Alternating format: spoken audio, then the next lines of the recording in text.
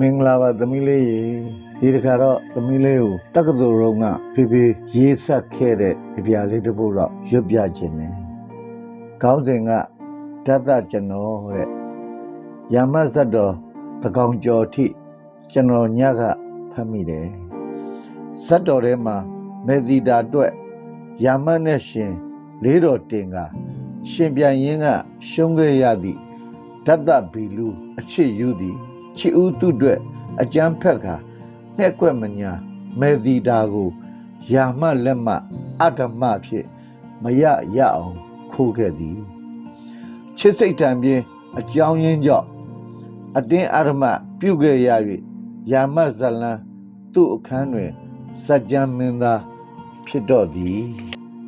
သူ့လူသားပဲကျွန်တော်လဲလေဇတ်သေးကလိုတဝင်တိုး၍လိုချင်တောင့်တ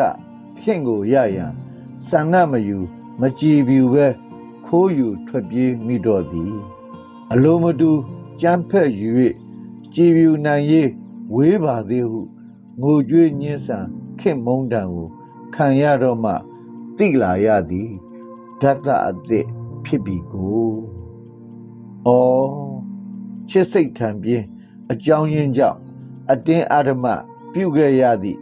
ဓာတ်ကျွန်တော်ယခုတော်ကဇတ်တော်ဖက်ကဆွေးစိတ်ဖြာ၍ရင်နာနေရပါပြီခင်အဲ့ဒီတုန်းကတော့ဖေဖေတို့တွေကယာမဇလံမှာဓာတ်ဂီရီကိုဇက်လိုက်လို့ထင်ခဲ့ကြတာကိုအဲ့တော့ဓာတ်ဘက်ကခံစားပြီးရေးကြတယ်လေဒီထဲမှာတော့ဖေဖေကဓာတ်ဘီလူကအကျမ်းဖက်တဲ့အခါမှာမအောင်မြင်နိုင်ဘူးအကျမ်းဖက်တိုင်းလည်းမရဘူးဆိုတာလေးကိုဖေဖေကပြောချင်တာနဲ့ဒီလိုရေးထားတာသမီးလေးရောဘယ်လိုထင်လဲဖေဖေကိုပြန်ပြောအောင်နော်ချစ်တဲ့သမီး